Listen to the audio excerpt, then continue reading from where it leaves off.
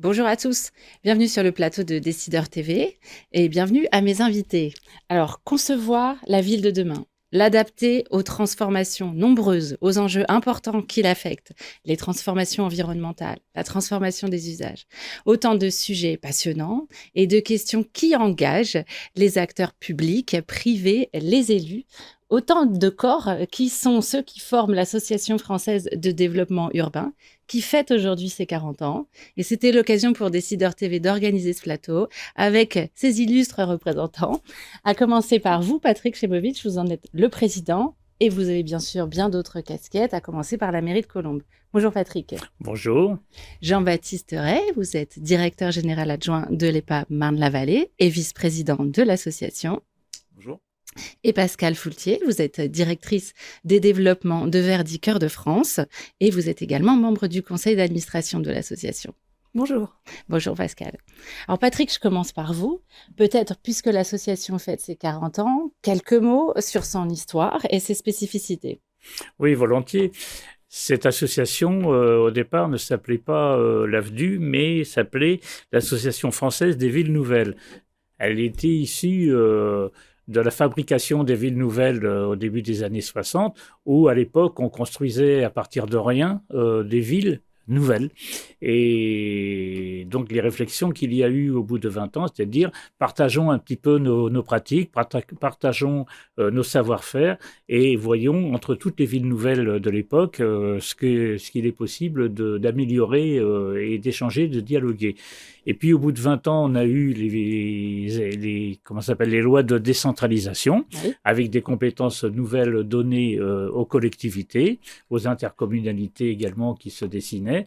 Et donc, cette association a changé de nom et s'est appelée l'Association française de développement urbain, qui est une association qui regroupe aujourd'hui une centaine de structures, 400 adhérents individuels à peu près, et puis qui est un lieu d'échange, de partage, de dialogue entre des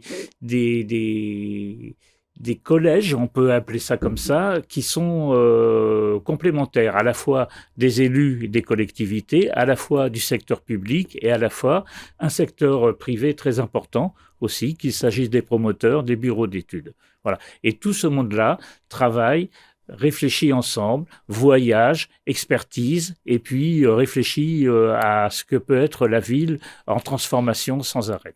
Et d'ailleurs, vous avez choisi pour bannière la ville en débat. Pourquoi ce thème et qu'est-ce que ça représente pour vous ? Bien justement parce que il faut toujours remettre en cause ce qu'on peut penser être acquis, et puis les temps changent, les évolutions changent, les techniques changent, les manières de fabriquer la ville changent, et puis l'économie de la ville aussi se transforme, et donc il faut toujours coller au plus près du réel avec des praticiens qui sont ceux qui sont les décideurs d'aujourd'hui, voire les décideurs de demain. Merci Patrick. Jean-Baptiste, un peu la même question. Qu'est-ce que ça veut dire pour vous la ville en débat ? Et puis quels sont les grands sujets de la ville de demain que vous auriez envie de souligner ? La ville en débat, c'est déjà de débattre comment la ville peut répondre à ce stade aux attentes des usagers et des habitants d'un territoire, tout en essayant d'anticiper les besoins de demain, qu'on peut par définition pas totalement anticiper. Donc le mieux, c'est d'en débattre et de rendre le plus réversible possible toutes les thématiques constituantes de la ville, que ce soit sur la mobilité, sur la cohésion sociale et territoriale, sur la construction, sur la santé. Enfin, globalement, toutes des thématiques qui animent les débats et qui font que ces trois collèges peuvent évoquer leurs problématiques au quotidien, au sein de leur métier, tout en construisant une aventure absolument passionnante qui est la construction de la ville durable. Et alors, avec votre casquette et pas Marne-la-Vallée, qu'est-ce que vous voyez comme sujet absolument prioritaire à adresser ? Tout d'abord, la question primordiale de l'acceptabilité des usagers et des habitants d'un territoire sur l'évolution de la ville. L'acceptabilité, ça veut dire quoi ? Ça veut dire déjà, comprendre les enjeux et ensuite impliquer l'ensemble des habitants et des acteurs de la construction de la ville dans un même combat qui est de lutter contre le réchauffement climatique, qui est de lutter contre l'offre de logement, qui est de lutter pour le bien-être des habitants et des usagers d'un territoire au sein de leur logement, au sein de l'espace public. Et donc pour ce faire, c'est ce qui fait la force de l'AFDU, c'est de pouvoir mettre en débat différentes compétences, que ce soit le collège élu, les acteurs publics qui sont quelque part le lien entre les décideurs élus et le monde des acteurs privés. Donc c'est ce qui fait aussi que l'AFDU a su s'adapter au fil du temps. Comme le disait Patrick tout à l'heure, on est parti d'une thématique de ville nouvelle et aujourd'hui on est vraiment sur la thématique de la ville au sens large, à la fois sur le tissu urbain constitué et aussi sur l'extension urbaine. Donc c'est vraiment des enjeux majeurs auxquels l'association débat quotidiennement pour faire en sorte que des thématiques émergent et qu'on puisse aider à la décision.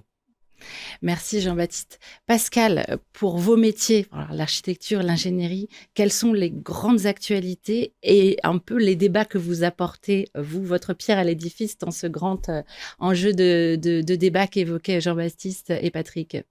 Je rebondis volontiers sur les enjeux environnementaux qui se tissent depuis quelques 10 ans quand même, 10-15 ans maintenant, même 20.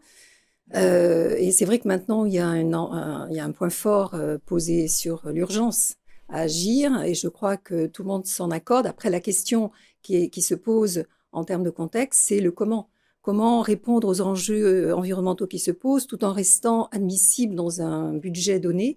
Et c'est un petit peu ça qui se pose à l'ingénierie aujourd'hui, puisque ce contexte se traduit par une complexité de la réglementation, une exigence de la réglementation, la RE 2020, le ZAN désormais, toutes ces réglementations qui contraignent l'acteur du développement territorial et dans lequel l'ingénierie et l'architecture se doit d'innover, et innover pour apporter des réponses non seulement efficaces, mais aussi des réponses financièrement tenables.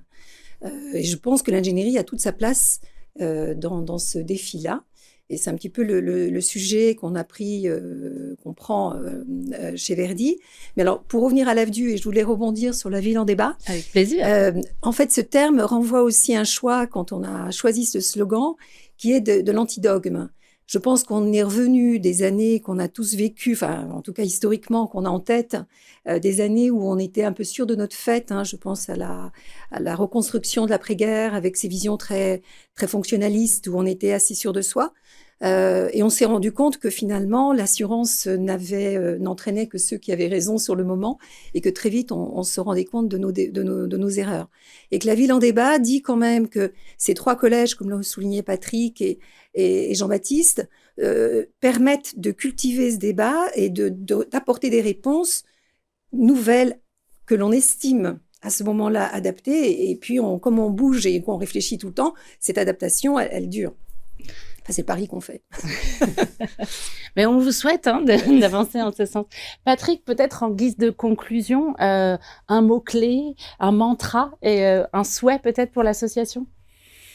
Le souhait, c'est que cette association, l'association AFDU, grandisse et prospère, parce que il y a beaucoup d'expériences. On organise chaque année des voyages, soit en France, soit à l'étranger, et on voit bien qu'il y a beaucoup d'expériences qui sont exemplaires ici ou là, ou en tout cas des pistes de travail, des réflexions qu'il peut y avoir, dont on peut s'approprier les réflexions et les aboutissements.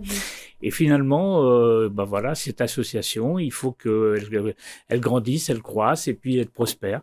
Et là-dessus, plus il y aura d'échanges, plus il y aura de dialogue, et vraiment dans une période où la transition écologique est un devoir et une nécessité, il faut qu'on réapprenne à partager aussi des bonnes pratiques. Même exercice, Jean-Baptiste. Écoutez, l'association accompagne finalement des réflexions autour des thématiques techniques, économiques, sociales et environnementales. Ce qu'on sait, c'est qu'on ne peut pas anticiper l'avenir avec certitude, donc continuons à en débattre et restons optimistes. Très bien. Pascal? Alors, le débat, évidemment, les échanges, oui, je l'ai dit, sortir du dogmatisme, être un peu humble et de se dire qu'on est plus intelligent à plusieurs. Ça, c'est une conviction profonde et qui, je crois, est un peu le socle philosophique de l'AFDU.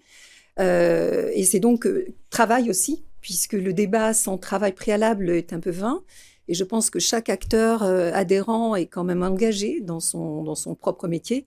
l'ingénierie, je le disais, Verdi évidemment, les Pamarnes aussi. Et je crois que la force de l'AFDU, c'est de mobiliser des gens qui s'impliquent, qui y croient, qui sont engagés dans leur métier et qui apportent quelque chose, en tout cas, à l'édifice collectif qui est celui de l'AFDU, qui était vraiment celui de l'échange et du débat. Ouais. Très bien, merci à tous. Eh bien, je vous souhaite la force de l'intelligence collective et la réussite pour les 40 prochaines années de l'AFDU.